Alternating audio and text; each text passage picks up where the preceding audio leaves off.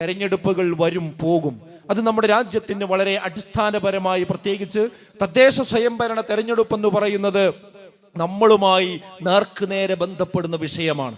പഞ്ചായത്തിലേക്കുള്ള തെരഞ്ഞെടുപ്പ് എന്ന് പറയുന്നത് നമ്മുടെ വീടുമായി ബന്ധപ്പെട്ട വിഷയമാണ്, നമ്മുടെ വീട്ടു നമ്പറുമായി ബന്ധപ്പെട്ട വിഷയമാണ്, നമ്മുടെ റേഷൻ കാർഡുമായി ബന്ധപ്പെട്ട വിഷയമാണ്, നമ്മുടെ കുടിവെള്ളവുമായി ബന്ധപ്പെട്ട പ്രശ്നമാണ്, നമ്മുടെ മുമ്പിലേക്കുള്ള റോഡുമായി ബന്ധപ്പെട്ട പ്രശ്നമാണ്, നമ്മുടെ കുട്ടികളുടെ വിദ്യാഭ്യാസവുമായി ബന്ധപ്പെട്ട പ്രശ്നമാണ്.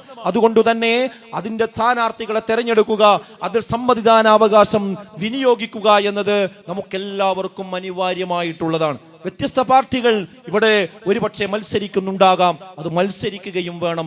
മത്സരങ്ങൾ ഉള്ളിടത്ത് മാത്രമേ യഥാർത്ഥത്തിലുള്ള ആളുകളെ മാറ്റുരക്കുവാനും ആ മാറ്റുരക്കുന്നതിലൂടെ മാത്രമേ ശരിയായ സ്ഥാനാർത്ഥിയെ കണ്ടെത്തുവാനും അത് തിരഞ്ഞെടുക്കുവാനും ഒക്കെ നമുക്ക് സാധ്യമാവുകയുള്ളൂ.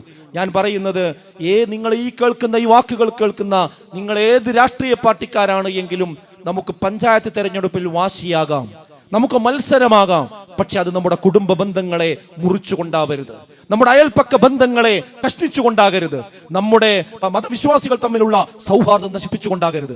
ഇതൊക്കെ തെരഞ്ഞെടുപ്പ് കഴിഞ്ഞാലും നമുക്ക് നമ്മുടെ വീട് നിലനിൽക്കണം, നമ്മുടെ മഹല്ല് നിലനിൽക്കണം, നമ്മുടെ ബന്ധങ്ങൾ നിലനിൽക്കണം, നമ്മുടെ സാമൂഹ്യ സൗഹാർദ്ദം നിലനിൽക്കണം. ഞാനത് പറയാനുള്ള കാരണം, പലപ്പോഴും തദ്ദേശ സ്വയംഭരണ സ്ഥാപനങ്ങളുടെ തെരഞ്ഞെടുപ്പ് കഴിയുമ്പോൾ അവസാനം ഒരു കുടുംബത്തിൽ അങ്ങോട്ടും ഇങ്ങോട്ടും കണ്ടാൽ മിണ്ടാത്ത അവസ്ഥ, ഒരു അങ്ങാടിയിൽ അങ്ങോട്ടും ഇങ്ങോട്ടും കണ്ടാൽ മിണ്ടാത്ത അവസ്ഥ, അങ്ങനെയുള്ള രൂക്ഷമായ പദപ്രയോഗങ്ങൾ ഉപയോഗിച്ച് അങ്ങോട്ടും ഇങ്ങോട്ടും പറഞ്ഞ് അവസാനം ജയിക്കുമ്പോൾ മറ്റുള്ളവനെ അധിക്ഷേപിച്ചുകൊണ്ട് വലിയ മുദ്രാവാക്യങ്ങൾ വിളിച്ച് കണ്ടാൽ മിണ്ടാത്തൊരു തരത്തിലേക്കൊക്കെ ആളുകൾ പോകുന്ന സാഹചര്യങ്ങൾ പലപ്പോഴും ഉണ്ട്. തെരഞ്ഞെടുപ്പുകൾ വരും പോകും, പക്ഷെ അതിന്റെ പേരിൽ രാഷ്ട്രീയമായ ആരോഗ്യകരമായ സംവാദങ്ങളാകാം. പക്ഷെ നമ്മൾ തമ്മിൽ ബന്ധങ്ങൾ വിച്ഛേദിക്കുന്ന രീതിയിലേക്ക് ആ കാര്യങ്ങൾ പോകാതിരിക്കുവാനുള്ള ഒരു ജാഗ്രത നമുക്കെല്ലാവർക്കും ഉണ്ടാകണമെന്ന് മാത്രമാണ് എനിക്ക് ഓർമ്മപ്പെടുത്താനുള്ളത്.